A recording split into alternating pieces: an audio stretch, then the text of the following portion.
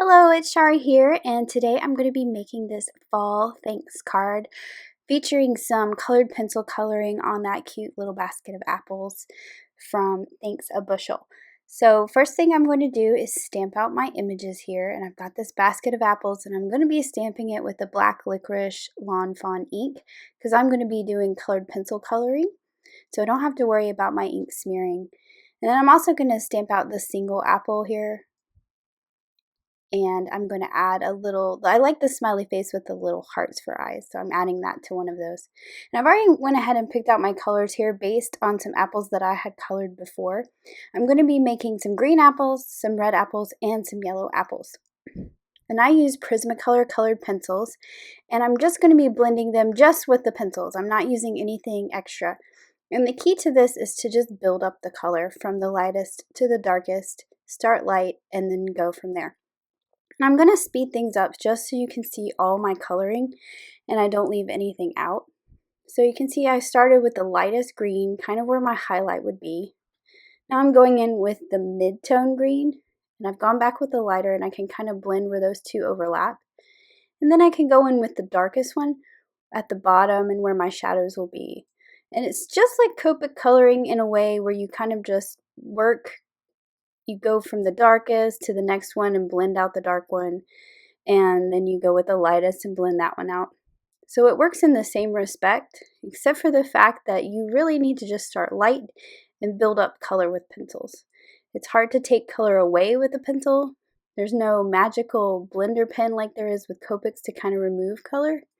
There is an eraser, but that's not always the same.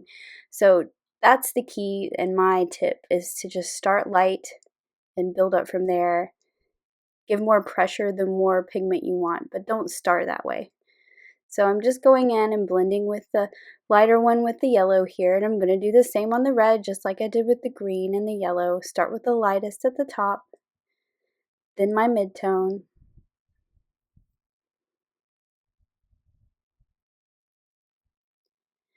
and I'll blend it out with the lighter again just to kind of soften the line between the two colors, and then I'll go in with my darkest and add some shadow.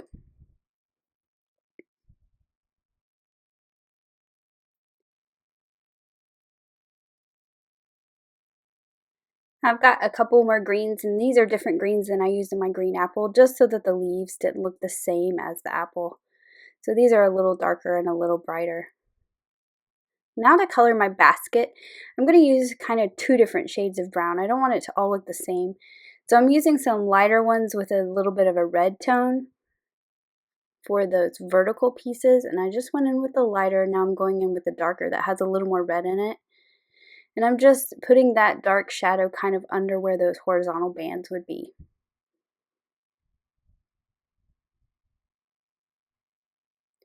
Now I can go in with my other browns here. They're a little darker and don't have as much red in them. And I'm going to just color those horizontal bands on the basket. So I'm starting with the lighter one, and then I'm going to pull the shadow, the darker ones in from the outside, leaving the lighter highlight kind of in the middle of that rounded part of the basket. Now I need to color my little single apple here, and I'm going to do the yellow for him, just like I did on the apples in the basket.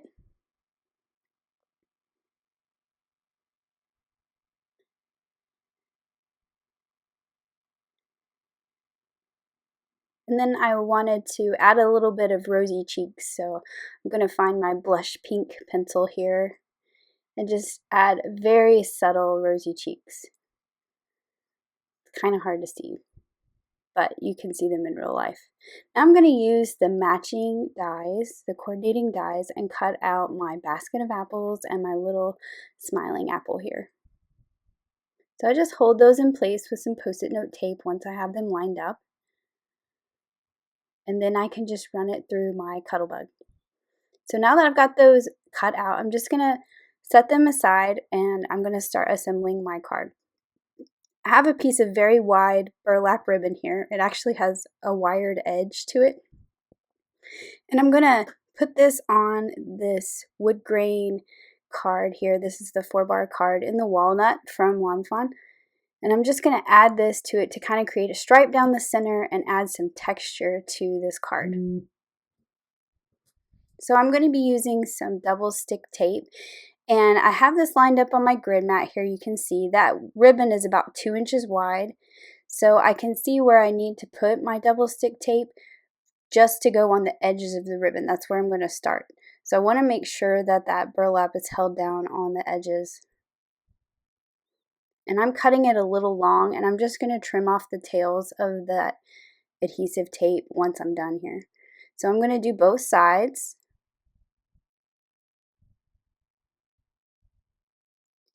And I can see there that it's going to get both edges of my ribbon.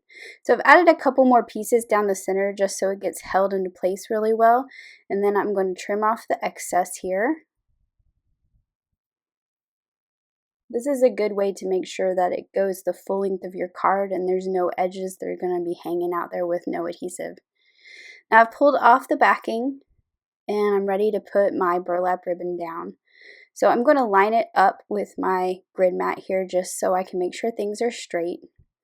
And this card actually didn't want to stay closed, so you're going to see here that I'm going to actually adjust that here in a minute. But I'm going to make sure that this holds it down and holds it straight. So it was a lot easier to keep it flat if I opened it. I put my scissors up there just to kind of hold it down a little bit. And of course this goes past the top and the bottom too, but that's just going to allow me to trim off my ribbon later. So I'm lining up the bottom here. I'm going to kind of stick down one side, and the burlap's not quite staying straight, so I'm going to straighten it up, and it's easy to see with those fibers that you can really see since they're nice and big to straighten it up a little bit. And then I'm going to pull it taut as I stick it down to that adhesive. So now it's pretty straight and it's held down on all the edges. So I can just cut off the excess.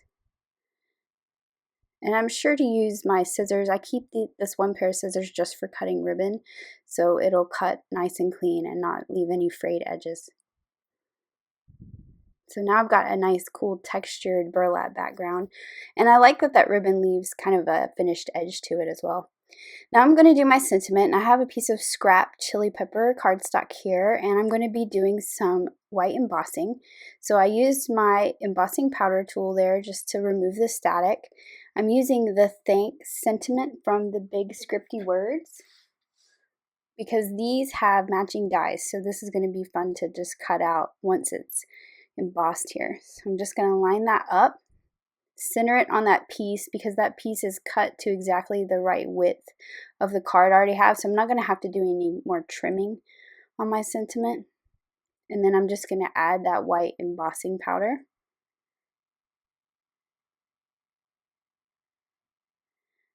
Going to heat set that and melt that powder. So it's a nice bold white sentiment, but with that red, you're just going to have that nice red outline to give it a little more color and pop. So I can use that matching die, line it up with that sentiment, and hold that in place with the Post-it note tape again, and I'm going to run that through my die cut machine. And so now I have this nice intricate sentiment that, you know, you could put a sentiment on a little banner, but this kind of adds a little bit of extra interest to it, I think. I'm going to use my matte multi-medium. I have a precision tip on it, and I'm just going to make sure that I put it all over the back of that sentiment. I'm going to get it lined up right where I want it. And then I'm going to actually take a clear block and set it on top and hold it in place while that adhesive dries. So now I make sure that my sentiment is really stuck down well. I'm using some thin foam adhesives for the basket here. These are from Scrapbook Adhesives, and they're about half the thickness as the normal ones.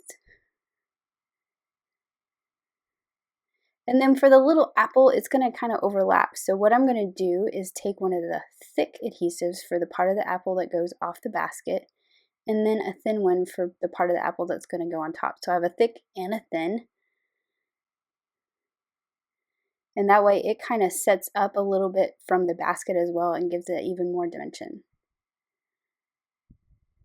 And just to finish off, I have some red kind of burlap twine here. This is from May Arts, and I'm just tying a bow. I thought that this twine really went well with sort of the rusticness of the burlap in the background.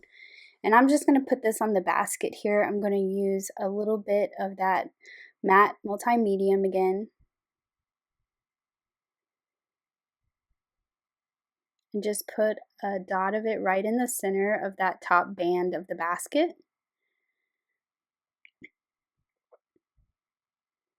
And then I can put my bow right on there. And this adhesive is going to dry with a matte finish, so it's not, if you see it sticking out from the bow, it's going to be clear, it's going to be matte, and it's not going to be very obvious. And then I can just trim off the tails of my bow here. I like to leave my tails long, and that way I can figure out how long I really want them. And there is the finished card. Thanks for watching. Have an amazing day. Bye.